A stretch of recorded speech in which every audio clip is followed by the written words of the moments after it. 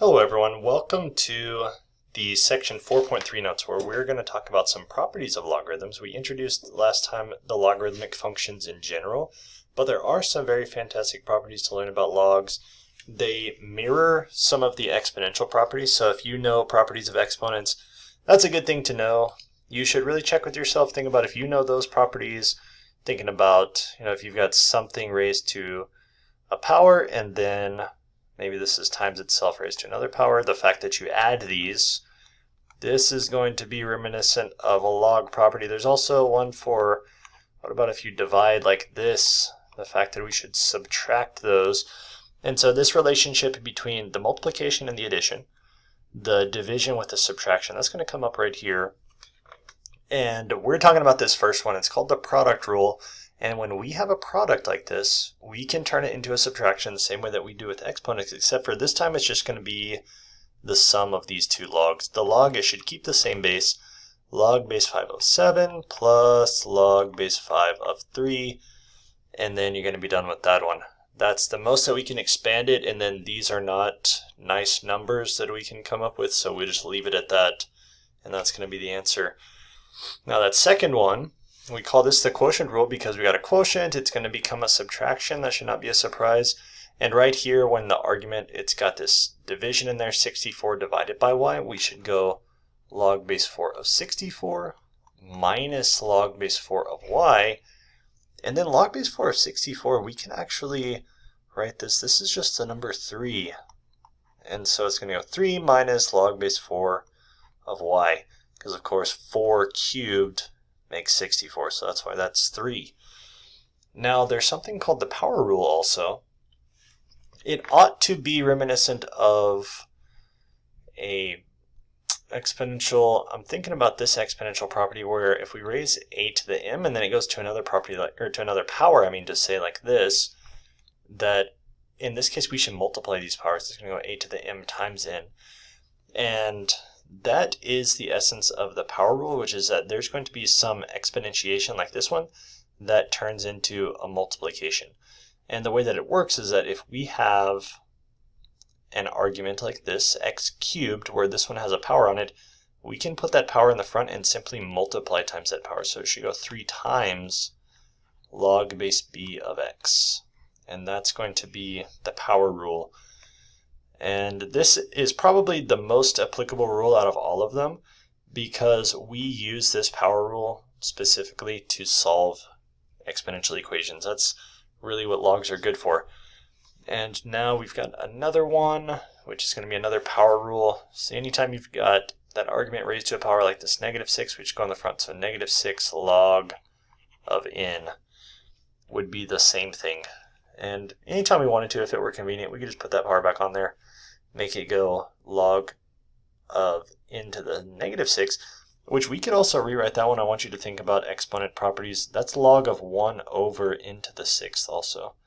That's n to the -6 makes 1 over n to the 6th. And then we could split this up on a quotient rule, make it go log of 1 minus log of n to the 6th.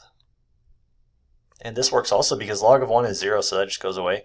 So it becomes negative log of n to the 6th. The 6, if we wanted to, instead of only peeling off the negative sign, which is what this effectively did, we can now put the 6 there. Also just becomes -6 in the front. So all of these properties, they work together. There are multiple ways to go about any of these kinds of properties. But let's try to practice some of these right now. We've got log properties to expand this one. We want to expand it. Now this 5th root right there, you should recognize that the 5th root can also be written as an exponent. That's what we want because log deals with exponents. And so the 5th root, maybe it's not so obvious what we can do with that as far as log properties go. But once you write it as an exponent, the 1/5 power, you will see that that just comes in the front. It's just the power rule, 1/5 ln of x. And then we can have multiple properties in conjunction with each other like this one, log base b of this quantity x squared times y. And so there is at the same time a product. We've got x squared times y, but then there's also this second power. So we're going to be able to do two different things here, a product rule and this power rule. And so this one's going to go log base b. I want to expand it first on the multiplication because the y is not also squared. If the square were on the outside, for example, if it went xy squared like this, then maybe we should pull the 2 out first. But here the y is not squared, so we cannot put a 2 in the front. We need to split it up like this first. Log base b of x squared plus log base b of y. Now this 2 is there on the whole argument, can go in the front. 2 log base b of x plus log base b of y.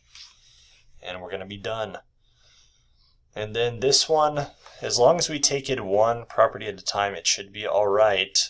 It can get a little bit hectic if there's too many things going on, but here we can pick out of this one log base 6 of the quantity 36 over the square root of x plus 1. So the first thing that stands out to me is this division. We can split that up, go log base 6 of 36 minus log base 6 of square root of x plus 1. And so far so good. We actually, on this one, log base 6 of 36, you should figure out if you can tell which number this is. Maybe with a loop-de-loop method, if you can think about it, 6 raised to which power becomes 36? It's 6 squared. So we got that one.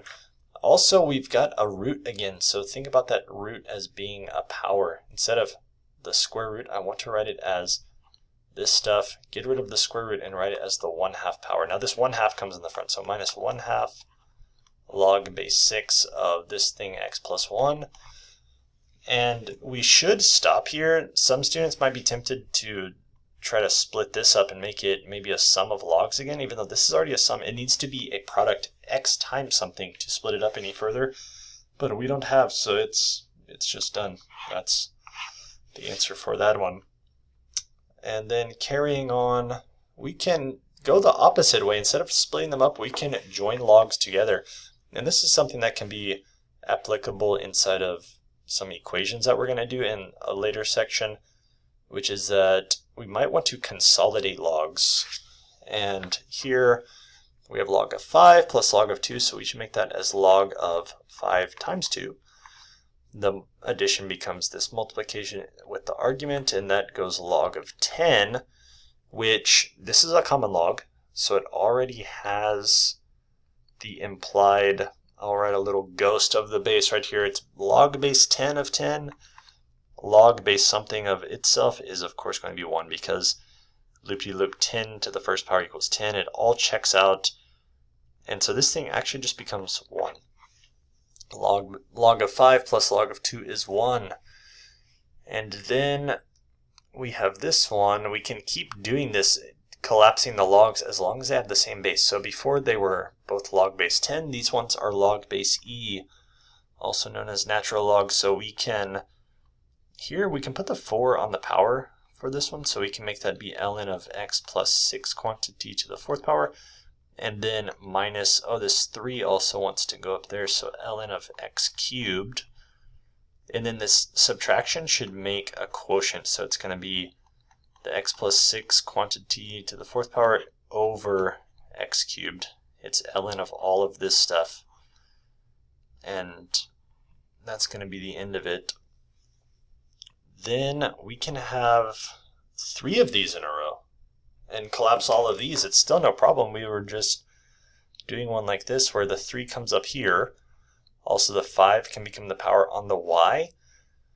We have a choice here whether we want to take the 6 by itself or if we want to take negative 6 and put it as the power. If we take negative 6, then it just becomes plus ln of z. I'm only going to take the 6 though for now. Make it go ln of x cubed plus ln of y to the 5th minus ln of z to the 6th. And then this sum of logs should become ln of x cubed y to the 5th. We're subtracting ln of z to the 6th, and so it becomes this stuff over z to the 6th. Ln of x cubed y to the 5th over z to the 6th. It's ln of all of that, and we're done. And then we're going to have a couple of problems here to evaluate because there's one property remaining, which is called this change of base property. This one's especially useful, or it would have been especially useful before scientific and then graphing calculators became so prevalent, but we can still investigate how this property works. Now what we can do is split this up, make it into a division of 2 logs. On the top we're going to have log of 17, and on the bottom we're going to have log of 0.1. I just think of the relationship here, how the 17 is above the 0.1 spatially, and so the 17 should stay on top.